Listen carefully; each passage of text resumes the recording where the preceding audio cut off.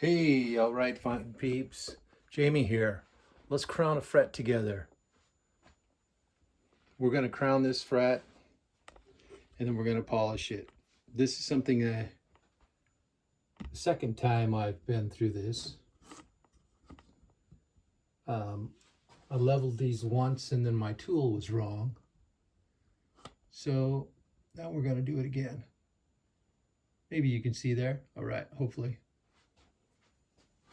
All right, now you don't always have to mask each individual thing. I used to do that. It takes a lot of time masking off each thing. Once you do this enough, you're careful enough, you can use the metal strips like this. These work good to put down over. You put a piece of tape on each side. But then you've got this thickness here, which isn't much thinner than a piece of tape, but the tape is thinner. So you got the thin masking tape. That works pretty good. That's what I do. And yeah. So all these up here have already been leveled, crowned, and polished. These have just been leveled down here. So you want to take your marker, you go across the top, you blew it. This is going to show you what material you have left. Now, these are fairly thick and wide frets, stainless steel frets, and I actually bought a couple new tools to use on stainless steel because I didn't want to potentially ruin a really good file that I use, which is this one right here. It was a custom made tool by a guy in England. I get this from. And so we're using this one on these stainless steel. They're diamond files, so they cut both ways, both back and forth. Now you can see the advantage of this tool right here. When you're up here, yeah, you don't really think about it much. But when you get down here, how am I going to do this? That's where this comes in and why that's raised up.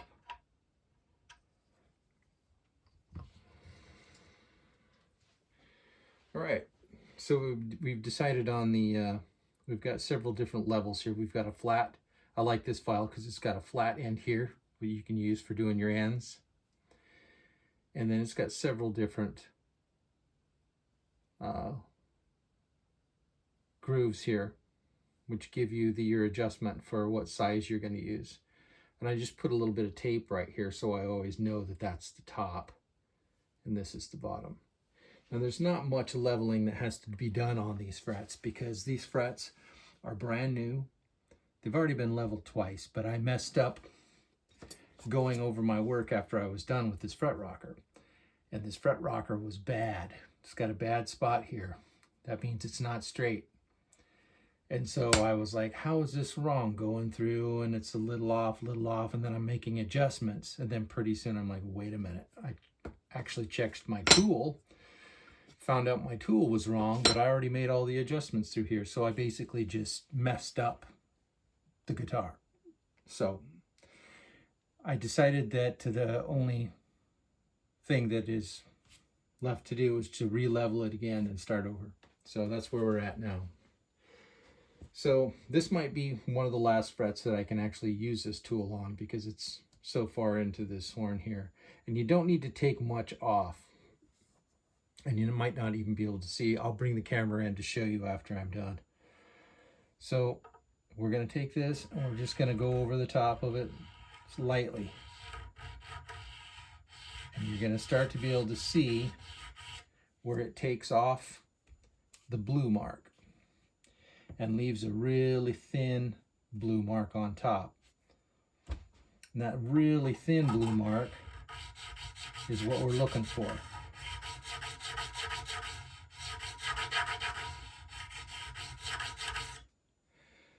Now in my, and you want to clean these out regularly. in my leveling process, because I'd made all my adjustments mostly on this side, on the high E string side, I took more material off. So that means I've got to work the crowning file a little bit more on this part of the guitar. And that was a misfortunate error for me because of what I did, but it's not going to affect the guitar's playability. And you have to take off so little material with this tool. And what I'm doing right here is I'm looking at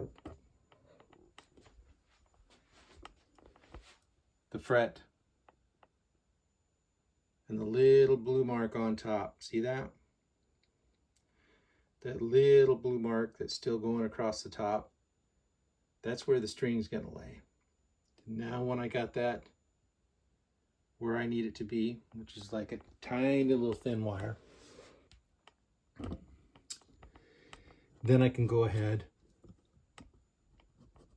and start the polishing process. Now, there are a lot of things that people use. They use the fret erasers. I've yet to try those yet because I came up with my own system that seems to work pretty good. And we're going to do a little bit more on this.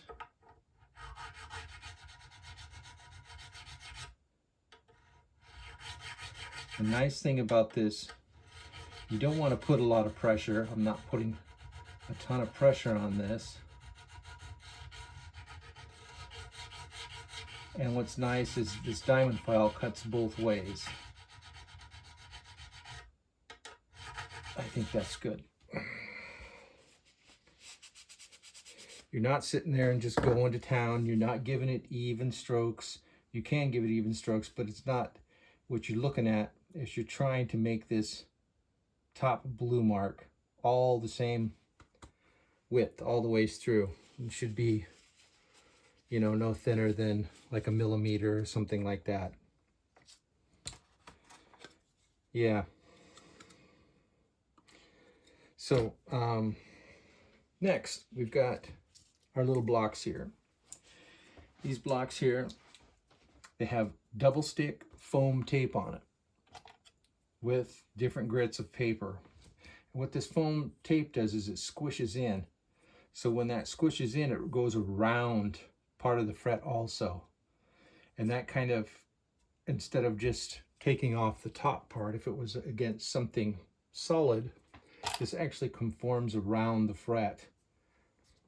But we want to make sure, now that we have this completely crowned, there's sanding marks that go this way from leveling it. Now we have to take those out off that top little section. And we want to do that without taking material off that is going to make that lower. So I start with about, this is probably 300 to 400 grit, and then I'll go to like a 600. Then after that, oh wait, yeah, 300 on both sides here. Then to like a 600 to, you know, yeah, around 600. And then over here, we're going to go like 800. And then over here, we're going to go 1,000, and then we're going to go 1,200. And then you can keep going if you'd like to where you're just buffing it. Some people like to polish it with a polishing wheel and all that, you know. There's nothing wrong with doing that. Whenever you use power tools on a guitar, you got to be really careful. In that case, I would probably put something over the whole thing, because if you miss or jam or go like this, then you're not going to completely tear something up. So I like to use at least one glove on hand, because this gets full of this metal, and you don't want that in your body. I mean, I like heavy metal, but I don't like it in my bloodstream. Put it that way. Okay, so now we're down to the polishing part.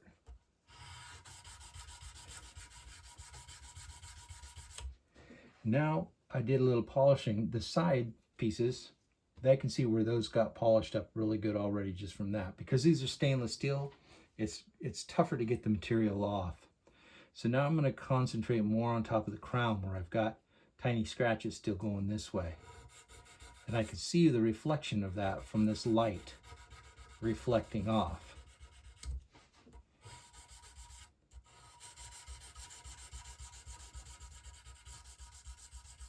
And this is something that takes patience.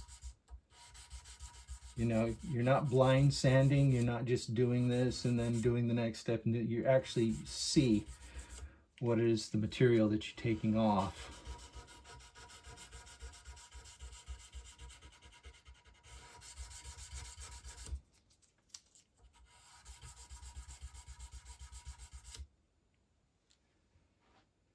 And I don't really need to go too much on the sides with this because I've already went over this before and down to the polished part. So they've already been polished on the sides pretty much once before.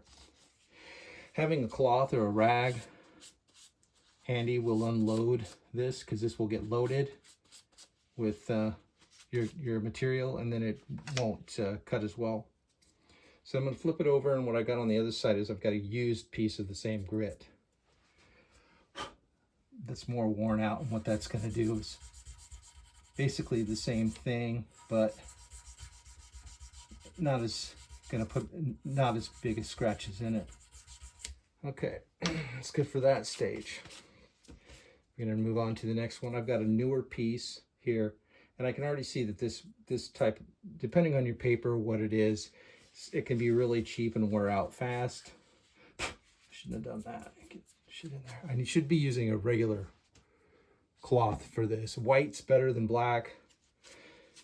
If black's all you have, then, because with the white you can actually see. There's my rag that I usually use right here. And no, maybe not. You can actually see the material that you're taking off. And yeah.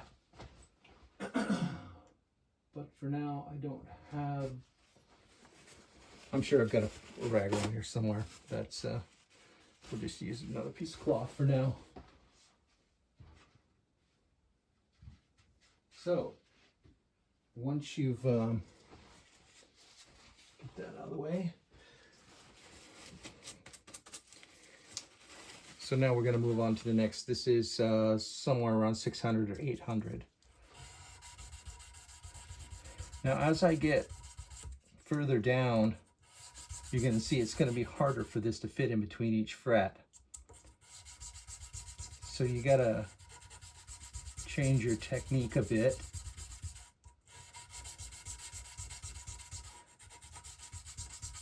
Or you need to, now we're going to go on the sides with this one a little bit. And you can usually reuse the same tape, you know, about 2 or 3 times. Okay, and we got to unload this. It's loaded. And I don't like this paper that I used. I just replaced it and it's already wearing out, which means I need to go more on this side than I do on this, which it's ideal to stay in the middle once you get a groove that wraps around the fret and you get that going. But like this is a little bit better style paper, and we're gonna go ahead and get that. Now it's starting to really look polished, and we're gonna look and make sure that we can't see that line with the grooves going this way anymore. Yeah, it's looking pretty good. And doing this isn't taking off enough material that it's going to affect the playability or the fact that you leveled it. And when you do this correctly, it's actually way more accurate than having it planked.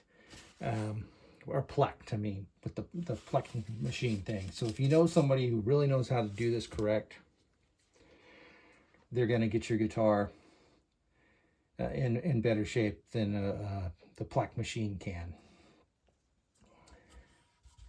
All right, now we're down to 1,000 grit on this side. And if you can see from there. I don't know if the camera's picking that up good enough or not, but we're getting that polished up pretty good. Now we're over to 1200.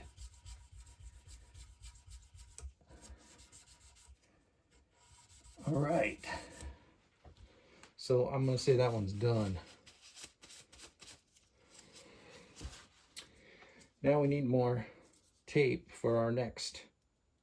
This is too out, so we're going to go ahead and use new tape for our next fret. And it's pretty obvious where you left off.